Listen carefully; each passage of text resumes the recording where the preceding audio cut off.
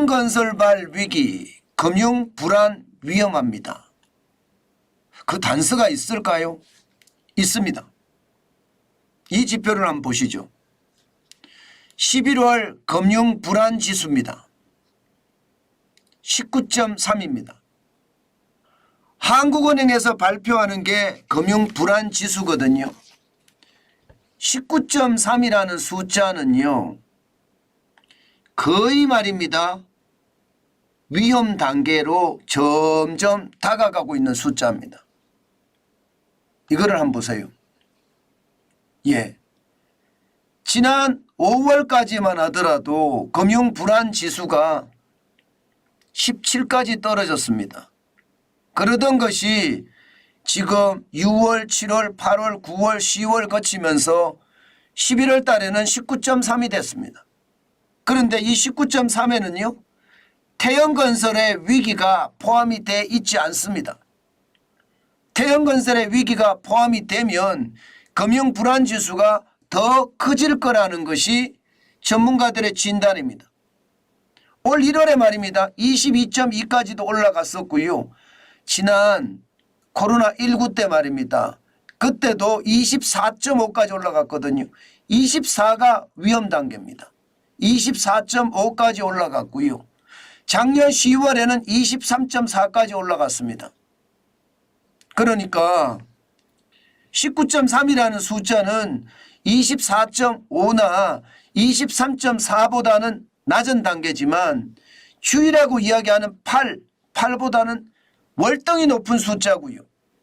예, 주의 단계는 이미 많이 넘어섰고요. 19.3이라는 숫자는 태형건설의 위기까지 포함을 하면 이게 점점 높아질 거라는 게 시장 전문가들의 이야기입니다. 지금 이 정도 수준이면요, 금융 불안 지수가 저는 위험 수준으로 점점 다가가고 있고 그 위험 수준은 언제든지 터질 수 있다. 이 말씀 제가 꼭 드립니다. 여러분, 저는 작은 단서가 나오면 여러분에게 전달하는 게 제가 가지고 있는 의무 같습니다. 그래서 제가 19.3이라는 숫자를 알려드리고 있습니다. 그런데 더 놀라운 것은요, 금융 취약성 지수입니다. 금융 취약성 지수는 굉장히 많이 올라가요.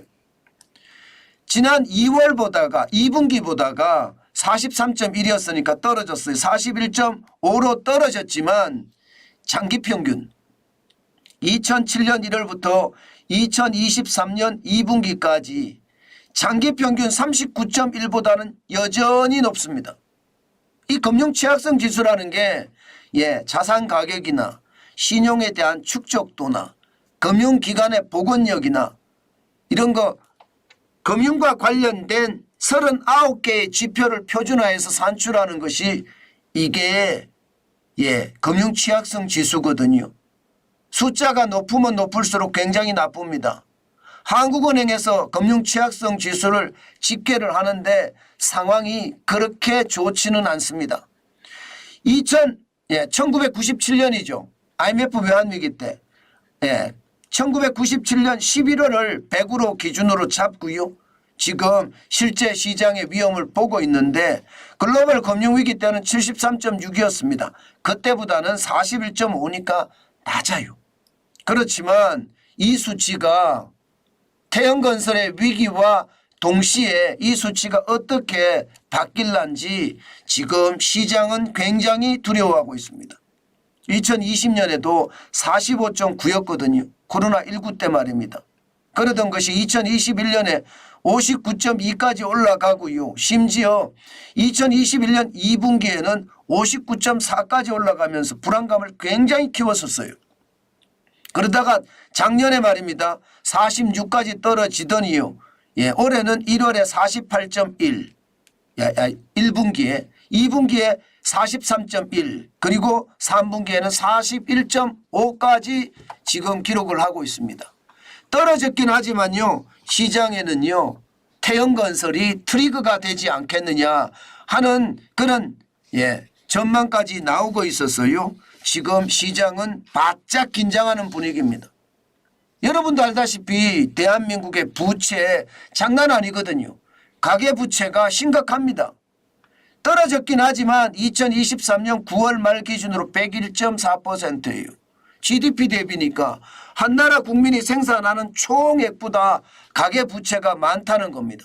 2021년에 106.1까지 올라갔었지만 그래도 가계부채는 조금씩 잡아가는 추세예요.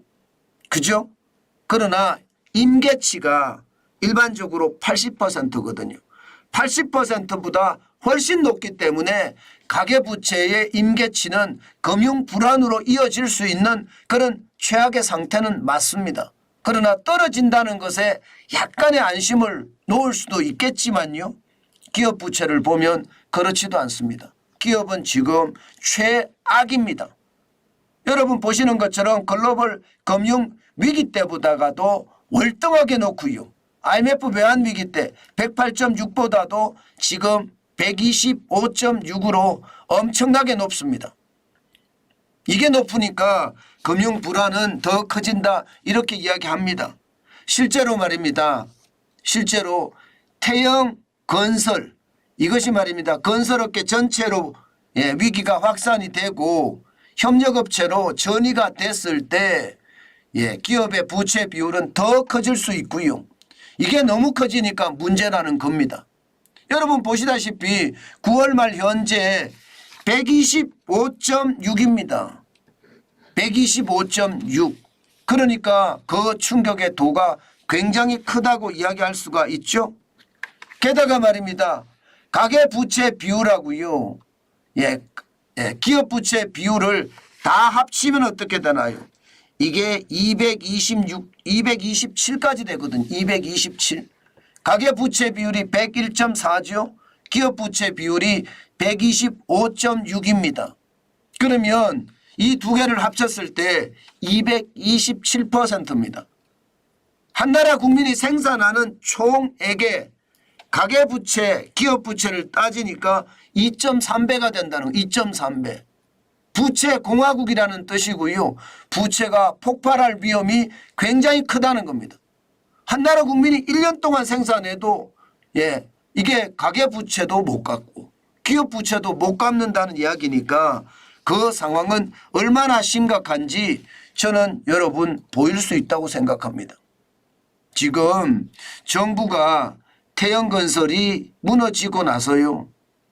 거기에 대한 후속 대책을 열심히 펴고 있는데 사실 자칫 잘못하면요. 더 큰 위기로 갈 수 있다는 게 지금 현재 전망이에요.